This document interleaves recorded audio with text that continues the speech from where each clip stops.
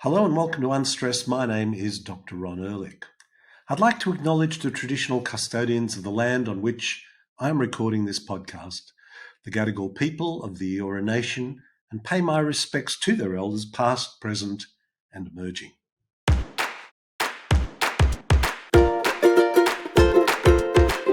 Now today we are re-engaging with the story of regenerative agriculture, and in particular we are exploring Farmers Footprint. Now Farmers Footprint is an organisation that was born in the United States, about 2 or 3 years ago. It was based really on the work of Dr. Zach Bush, who I have tried on several occasions and hope to still get on as a guest. I did have the opportunity to speak to the CEO of Farmers Footprint, David Leon, and we'll be presenting that episode in this same week, so you can catch up on that. But I know that Farmers Footprint looks at best practice in regenerative farming and is about telling stories which engage people in this process. Now, regenerative agriculture is something I have felt very passionate about. In fact, holistic land management is something I've felt very passionate about for at least the last 15 or 20 years, when I had the pleasure of meeting my very good friends, Vicky Poulter and Tim Poulter. And Vicky comes from agricultural royalty, the daughter of Bill McClymont, who set up the rural science faculty up in the University of New England many years ago. And Vicky attended a talk I'd given on, we were talking about holistic healthcare, and she introduced me almost 20 years ago to holistic land management. And I thought, wow, well, if we are thinking holistically, these two stories need to be talked about together, because a nutrient-dense diet is something we have focused on in the Unstress podcast continuously, and in my professional life continuously for a long time. And a nutrient-dense diet comes from healthy plants, healthy animals, and that all happens when there is healthy soil. And what's good for the animal and good for the plant is good for the person, good for the planet, good for the farmer that grows it. It's just a win-win-win all the way round. Now, I've had the pleasure of talking to some wonderful people in this journey. I've met the legendary Alan Savory.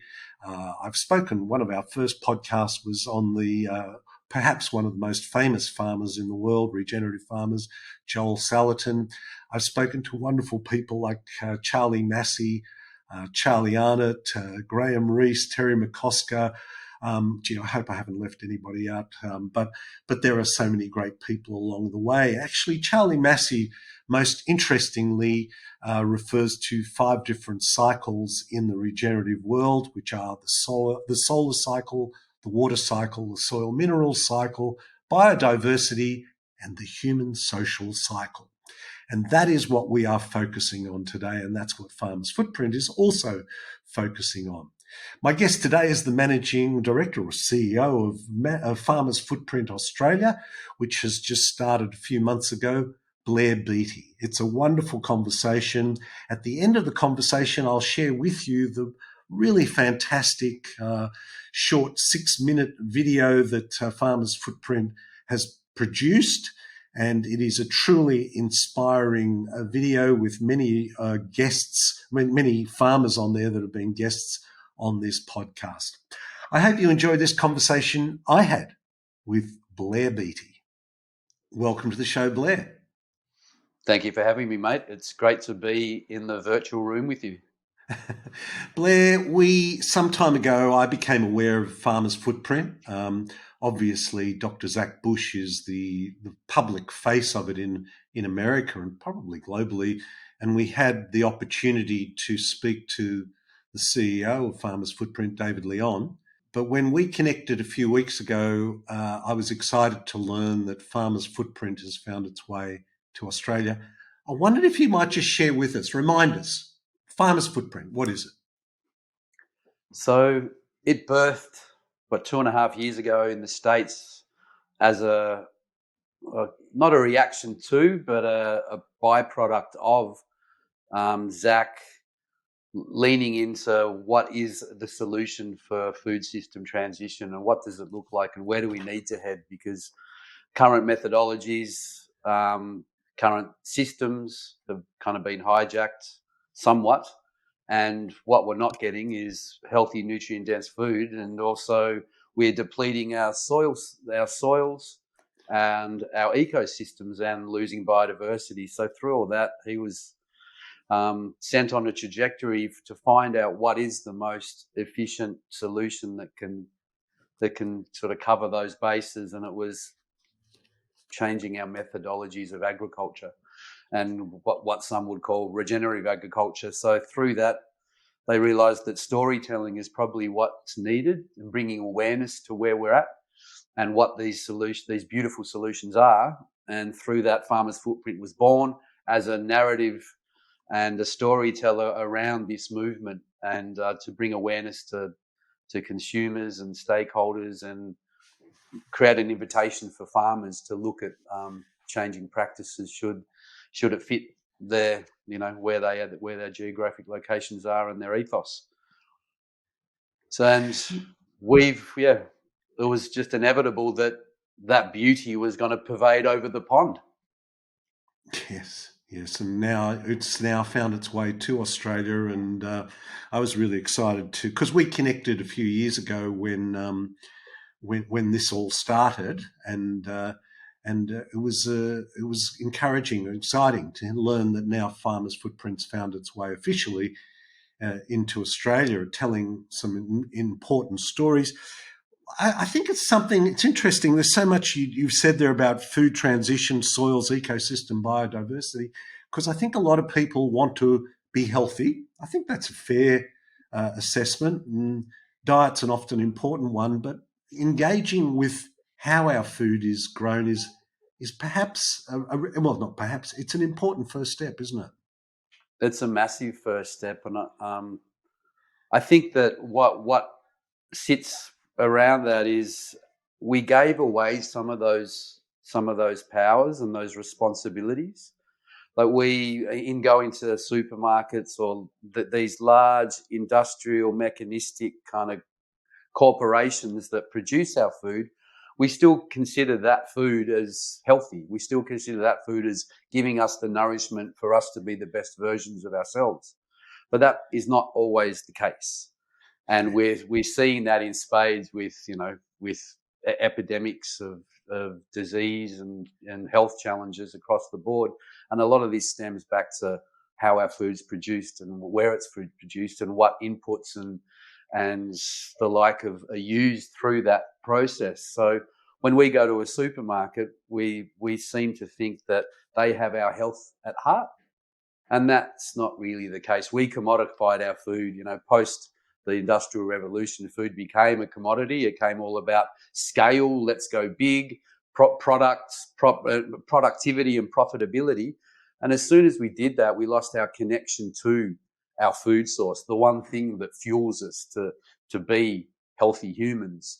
And unfortunately, they don't have our best interests at heart.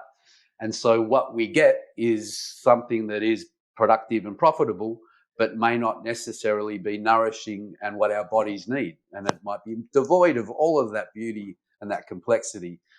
So taking responsibility for, as individuals, for what we ingest in our bodies is probably that first step, and that realization, that aha moment where, I can have discernment over where my food comes from, and also honoring ourselves enough to say, I want to put the best fuel in my body so I can be the healthiest, happiest, and for myself and my family and my community. Yeah.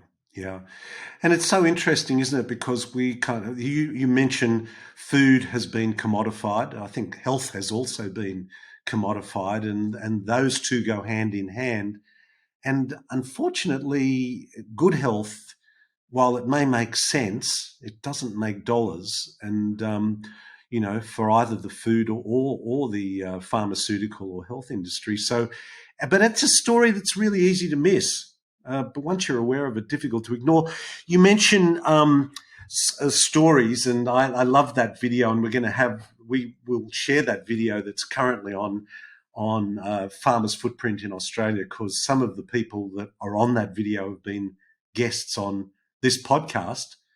and specifically, Charlie Arnott, of course, and Charlie Massey. It sounds like you have to have, and the word Charlie seems to be an important part of this. But anyway, yeah, that part of the farm, because changing not just our attitude as consumers, but changing the farmer's attitude as well is a big part of this, isn't it? It's a huge part of that, and I think they're all intrinsically linked. If we want to see transitional or systemic change, needs to come from all sectors. So we have our farming and agricultural sector, our consumer sector, but also the spaces in between that, the people that sit in between that, whether they're input producers, whether they're retailers or hospitality. We all have an opportunity to be part of this transition, and without sort of a cross section movement that's inclusive of everyone in that, then I think we may find and we may struggle. Farmers are a linchpin in this story, of course, because they're the ones that are on the ground. They're the most amazing humans on earth. It's one of the toughest and economically unrewarding pursuits you could be in, but they are the ones connected to their lands, and they're the ones that feed us. They're not given the kudos that I think they deserve, and they're not rewarded economically and financially from the products they deliver.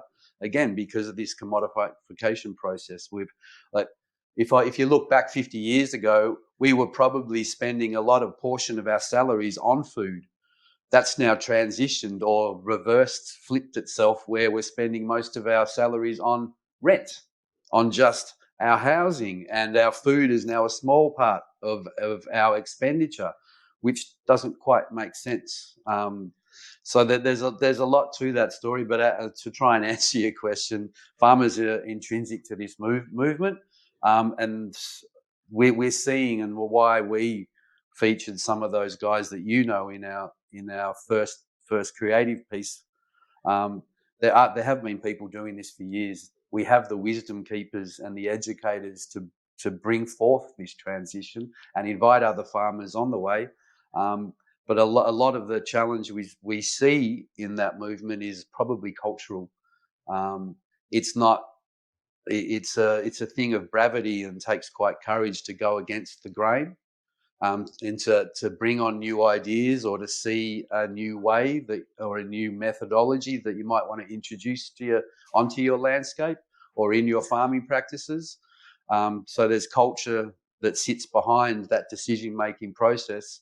So we think by telling stories, we can invite that and invite that conversation, and in the hope that we can introduce some of these amazing people that will help guide and tutor and mentor this transition in a safe and friendly space. I think what I love also about the farmer's footprint model is it's not about reinventing the wheel. It's about finding what is already best practice and sharing. Exactly. We have all the technologies. We have the healthy tech. We have the wisdom keepers. It's all there and available to us. What we haven't told and haven't is that engagement piece, that awareness piece. And hopefully that's one of the key areas that us, by telling stories, can be that invitation for everyone to come on board this, because time is ticking and soil loss is happening. And we've already seen what these cataclysmic weather events have shaken up, and we can probably expect a little bit more of them to be coming. So we see it imperative to tell these stories and bring them into the public sphere and the farming sphere and the agricultural sphere, so we can try and be that catalyst for a conversational change. I thought one of the most interesting comments, and I forget who it was that said it in this short film, which we'll play. We actually should play it and have a listen to it together. Maybe we will do that. I don't know. But anyway, the point being, he said he thought he was a farmer. He was farming cattle or sheep or crops. But what he realised was he was a soil farmer. That was David Marsh, and I think that's the awakening moment for many farmers. It's like It's what's going on below the ground that is the most important ingredient for a productive farming system and ecosystem.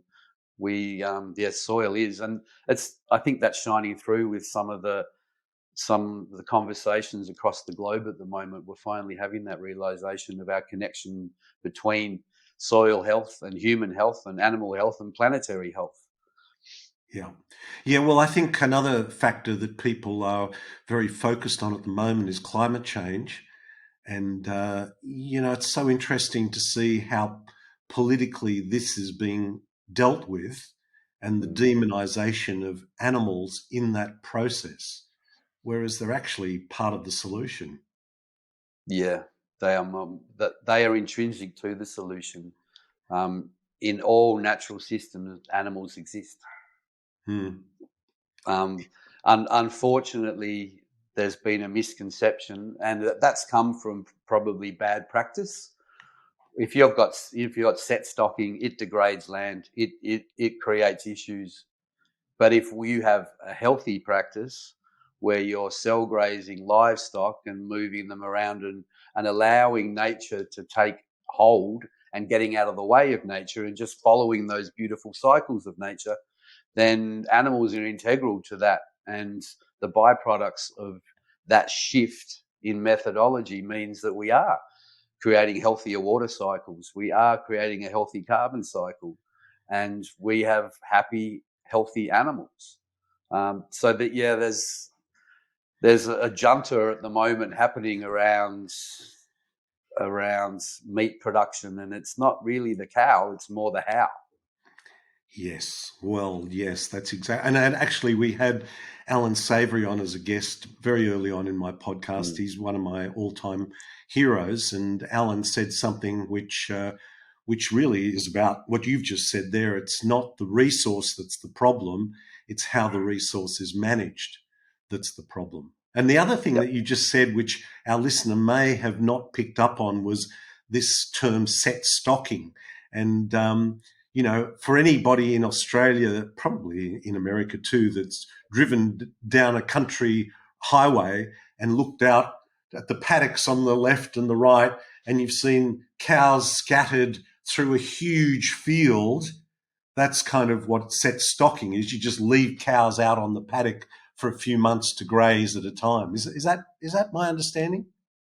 Yeah, that's pretty on the money, mate. It's there's rotational grazing. There's a lot of set stocking that happens, but what you're doing if you're not understanding the methodologies that Alan Savory has introduced, which is coming back to a natural system and mimicking like what the large herds have done for eons across landscapes.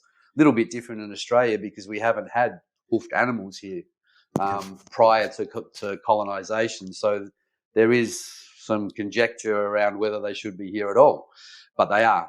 So if they are, let's utilise them to repair landscapes and bring back that biodiversity and that soil health. And it's being done. We see, we use a lot. And I think one of our recent posts, you can see that fence line, and across one side of the fence, you've got someone that's been grazing holistically, using natural functions for years, and then across, it's a stark difference. You've got a dilapidated, very dry and arid landscape, and there's a fence line between them, and the difference is methodologies. Yeah. So the proof is in the pudding. How we scale that will take skillful means, and our ethos at Farmers Footprint is progress over perfection. So we don't want to introduce dogma into this space. We just want to open up conversations around how we can move forward and introduce some of this beautiful methodology to our farming communities without judgment. No one's doing anything wrong. Farmers are still the ones connected to these processes and still connected to their landscapes. It's just this commodification model, this beast that's come in, has has shifted them away to that connection to their land and a perspective of product or productivity and profit, where we've unfortunately lost our connection to the natural systems, and through that we've kind of been hijacked on this model, which is about extraction rather than production, or productivity. So there's great hope, and we already have everything we need to bring it forward.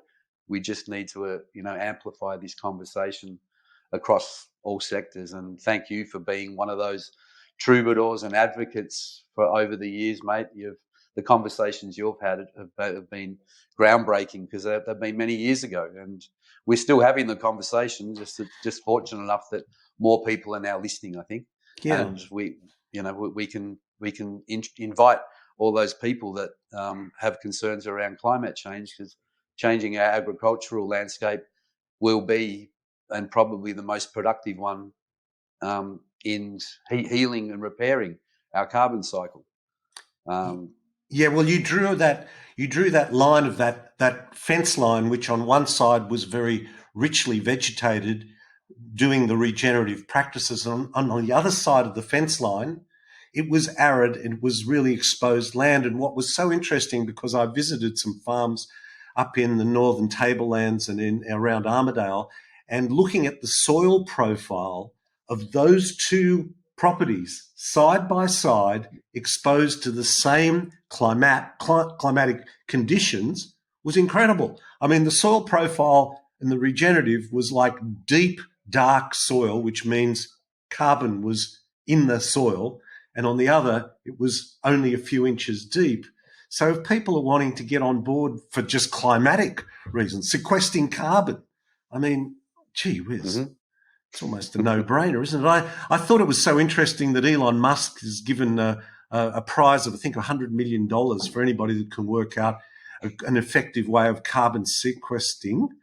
And I think we got the answer in a first-year high school biology. I think it was called photosynthesis. We did, mate. I wonder if I should claim that $100 million thing. I'll just go, hey, Elon, photosynthesis. Got a great idea. What a great idea. But soils are being lost at the rate of knots too. That's another big issue, isn't it?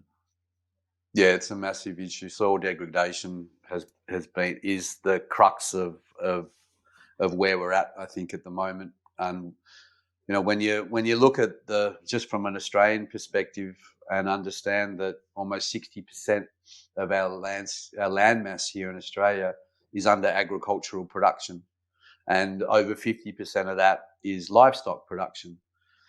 So if you think of what that might look like, and when you look at better practice agriculture, holistic grazing, or regenerative methodologies, still a very small percentage of that land mass. If we can scale that, then I think it's obvious when you look at that huge chunk of land that's available for transition, that's a huge amount of impact, and it can come in quick time. In time, you could say. Yeah, in time. Another aspect of it is autonomy. I mean, what drives a lot of people to change in life in general, I think, is trauma. People who have a diagnosis of cancer often turn their life around and go, wow, my life is so much better since I had this. And on the farm, I think there's no shortage of potential traumas there, be it drought or flood or whatever. Autonomy is another aspect of this story that's quite an important feature, isn't it, for the farmer? Yeah, it's huge. Like we see farmers that seem to be cornered into situations where you've got insurance companies, banks, and input providers that work cohesively. And if someone was to look out and see something new or a change they wanted to make, it makes it even more difficult, because they're not able to make autonomous decisions. Their reliance on this spectrum for their functionality, and they've got a lot at stake. They've got a land at stake, a mortgage at stake, a family. So that ability to have some spaciousness in the way their methodologies in their thinkings, and even to make those and activate those changes is compressed and constrained. So autonomy is certainly a big one, and I'm glad you brought that up, because it also segues into health and wellness for our farming community. We ban, we want agricultural transition, and many people do, but to make that, we cannot do it without the farmers, and we need to turn around and check in with those guys, and we see that as appropriate action for reparation of landscape and for all that beauty that brings about from an agricultural change. A conversation with that farmer, that land steward, that person that's actually connected to that piece of land is intrinsic to that transition. And the health and wellness of that person needs to be at the forefront of our conversations and actions. When you look at a landscape and the steward there, like, there's a mirror effect. Healthy landscape, healthy farmer. So let's bring that to life. As challenging as that will be, I think that needs to be first and foremost in our conversations moving forward, is checking in with our farmers. They have the highest suicide rates in the country. It is the most challenging pursuit on earth, especially when shit goes, excuse my language, when stuff goes wrong, when nature, shares her glory and rains down, or, we've all experienced that and seen that firsthand over the last few years. So we feel really passionate about having that farmer check-in and seeing what we can do to help that process, because a healthy farmer creates healthy landscapes and makes healthy decisions. And I know that's something that you're extremely passionate about as well, and it's something that we will speak more on, because we see that as an amazing covert operation to bring about this transition we're all looking for. Absolutely. And I think, you say it is a really tough gig, being a farmer, but on the other hand, it is potentially I believe, the most rewarding gig on the planet. I mean, what could be more important than growing food that nourishes a population and looking after the land on which that food is grown, not just for now, but for the future. And it's interesting to go back to that model of that land with the fence, and on one side is the vegetation, on the other side is the bare land, because when the rain falls, the farmer with the vegetation is really excited, because he knows that water and soil is staying on his property. And the guy on the other side is going, oh, I hope it doesn't rain too much, because not only is the water going to run off my property, but it's going to take my soil with it. Mm-hmm. I mean, talk about autonomy. Two people exposed to the same climate have a very different reaction to that. They're not victims, as big of victims. We're all victims to the climate to some degree, but not as big of victims. And I guess the input of chemicals is another major input or impost on farmers.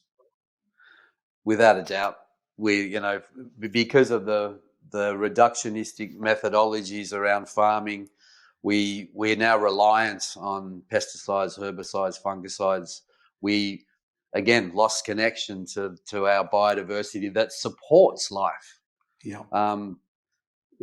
Charlie Arnott on our video says a great quote. He woke up having to kill things every day. Yes, I saw that. I saw that. Like, and that's still what we're doing. Yeah, I have to kill things to grow things. Yes, it's just incredible. Yeah. But again, a big passion of ours is moving away from that reliance. We can be doing our own inputs on farm, and increasing that relationship to the natural surrounds and inviting in that biodiversity is part of the process where we can move away from the fungicides, the herbicides. And what we're seeing from that usage is that it's having a resounding effect on human health. Yeah. We talk about glyphosate a lot, but there's a slew of other other chemical inputs that are utilized that also have adverse effects. Glyphosate takes center stage, and for good reason as well, because that is a water-soluble toxin that's in our waterways. It's in probably most of the foods that we eat, and we're still using it and still supporting the use of it because it works really well.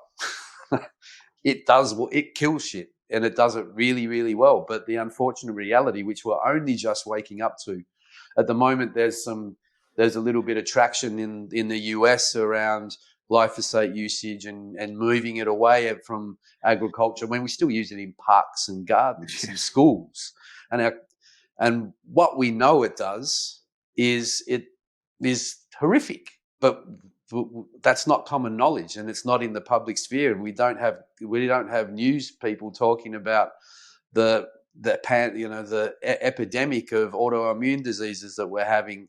Everyone that I know has got leaky gut. Their intestinal tract's been corrupted by this chemical usage that we're seeing come through in our food and our waterways and our wine. There's so many stories to tell and bring awareness to. And I think when we do, and people these pennies start dropping, and they start having these realizations that we have been led down the wrong path, and we open up the opportunity to do a U-turn and go down this beautiful path when we come back into connection of ourselves, start taking responsibility for ourselves and diminishing that separation from nature, because that sits behind it all. We as human beings have been led to believe that we're separate from. We are not. We are part of nature, and that is our gift.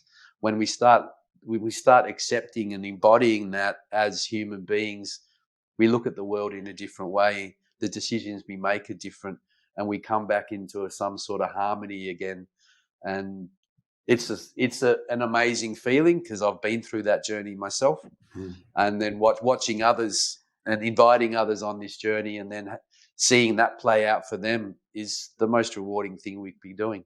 And as you said before, the most rewarding pursuit on earth is farming, is growing food for others, nutrient dense food that comes from healthy soil and landscapes that support farmer health, their community's health. It's the most sovereign ambition on earth. Absolutely. The most sovereign act is to walk out and pick your own food. It's, and I think that conversation is coming with the likes of yourself and others. It's such a beautiful thing to be talking about. And that's why we're here, because we want to have those conversations. Yeah, I mean, I think I've said this before, and I said it in my book too, that the 20th century was the year of the century of the revered economist, financier, entrepreneur, and look where that got us. I mean, we could talk about that, but I would hope that this coming century, and we're almost a quarter of the way into it, but I think there's still time, should be the century of the revered farmer, because within their hands is really where we're, our future. And that's actually my interest as a clinician, has always been, what is the effect of nutrient-dense food on human health? And you only have to look at the epidemic of preventable chronic diseases, heart disease, cancer, autoimmune conditions, diabetes, to know that this is the issue for our health, but also for our planet. So tell us, farmers' footprint. I mean, what's the plan over the next 6, 12 months? What's the plan for farmers' footprint in Australia, Blair? So we, obviously, as I've harked on a few times in this conversation, we're here for storytelling. We're here to create awareness across all sectors. We want to engage people, the eaters, the feeders, and the growers. And through storytelling, and that storytelling will come in a couple of forms. We were lucky enough and fortunate enough to have a really skilled set of shooters and producers that support our journey and what we stand for. So we were able to come up, and our first creative piece is our impact reel, which is available on our website. That's what we want to do. We want to create premium product. When you look around the current paradigm and see when TV advertising companies talk about food, they have these massive marketing budgets that support that. Yeah. And are able to brainwash people into thinking they should be eating this certain product, which is probably devoid of any nutrient benefit and more than likely full of crap that their bodies don't need, that have come from horrible places around the earth that are producing them in in yeah in terrible ways. So when you look at the current paradigm and how that story's told, where we believe that we need to meet that in its production value, in its delivery, because that's the expectation of people. And that the agricultural story, our food story, hasn't, the alternative food story, this new paradigm, has not been told that way previously. So we see a great opportunity there is to meet them and see them with how we deliver products, but it also being of so much higher value. Yeah. And intrinsic to our shared futures and our children's futures and our children's children's futures, that there's a story that people will align with and attach to. And through that awareness, start making better decisions, start going to their farmers markets, or start thinking about the food that they ingest in their bodies, and supporting the stakeholders that sit in between those spaces. There's so many stories to tell. We kind of think that the important stories to tell are the human stories.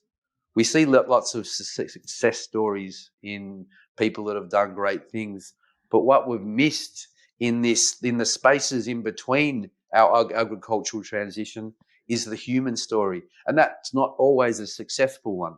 That's a story of hardship, but it's a story that people can engage with, because that is our shared life journey. So if we can start bringing these to life and finding people that across our nation that identify with this, there's an invitation for all of them to join this journey. And that's not our journey. This is a shared journey. This is a co-creative journey.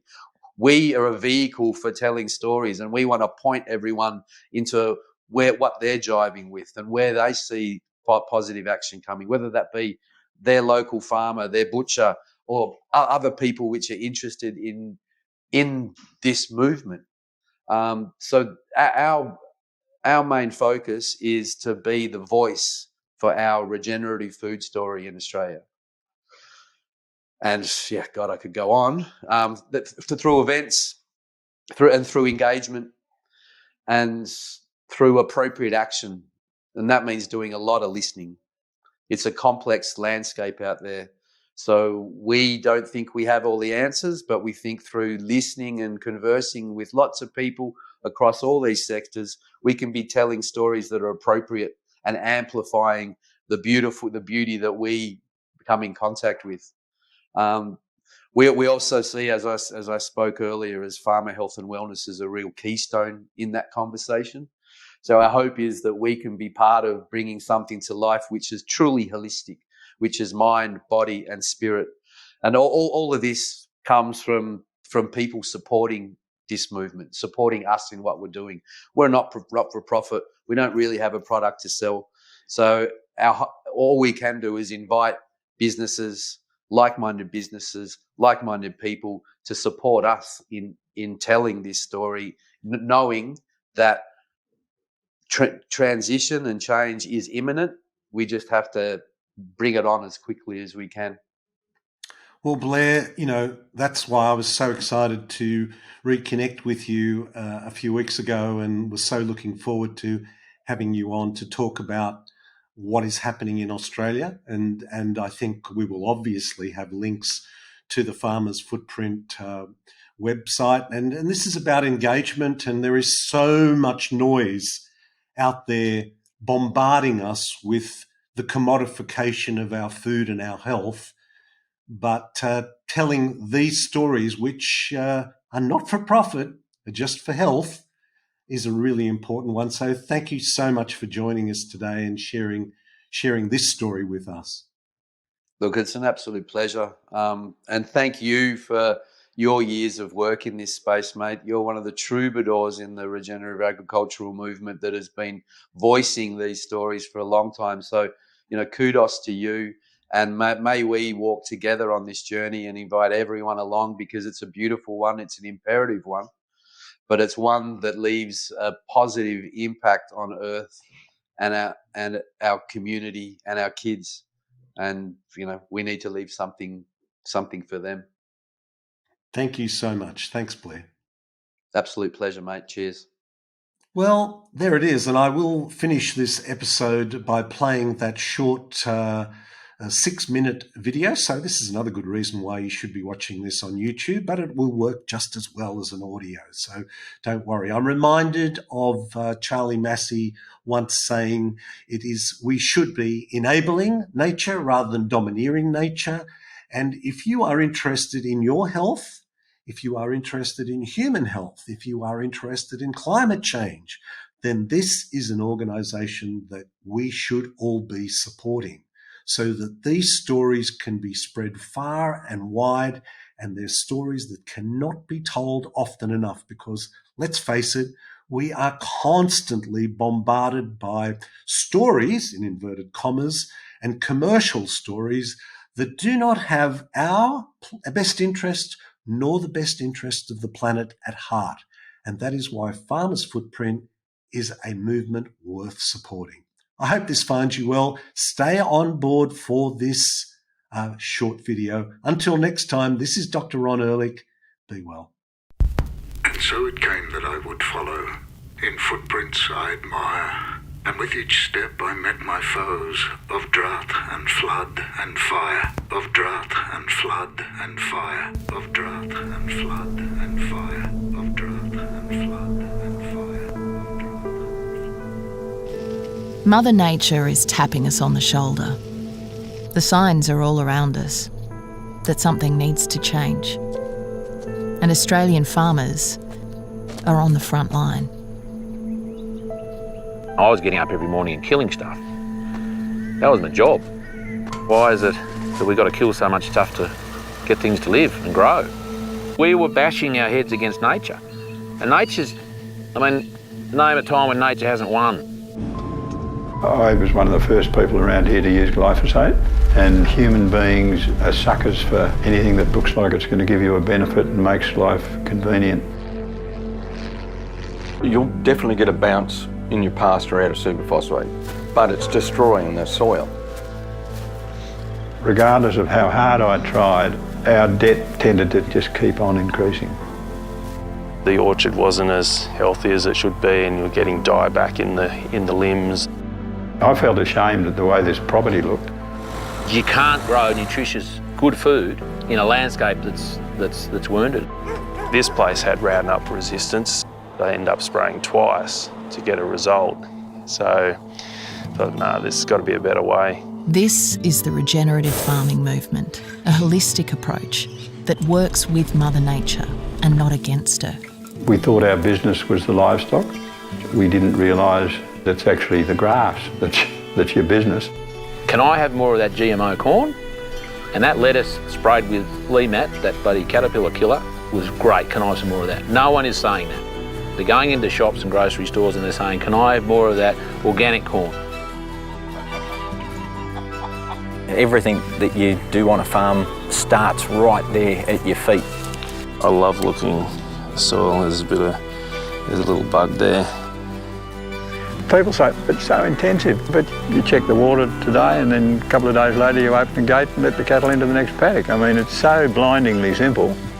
You're disempowering big boys. They're not being able to flog the chemical and the fertiliser because you're making your own worm juice, your own compost extract. It's the so-called peasants taking on the biggest powers in the globe and starting to win. In regenerative agriculture, we are contributing to helping the planet to store carbon, and if we can start taking carbon out of the atmosphere and putting it back to where it belongs in plants and in the soil, that's massive. It offers some of the best solutions for reinvigorating our landscape, our people, and our planet. All we're doing is enabling and helping nature to do what it's done for millennia. The typical regenerative shot is down the fence line with the neighbours on one side and your own place on the other side. Cattle like leaning over the fence and chewing on my side of the fence. Regenerative farming isn't a new idea, but its time has surely come. There are people doing extraordinary things and transforming landscapes and transforming relationships and transforming communities. It's happening now, and we can all participate in that. I don't know if it's actually the farmer's responsibility. I think it's actually a responsibility for consumers to think, okay, how do we start supporting our farmers? And the way we do that is with money.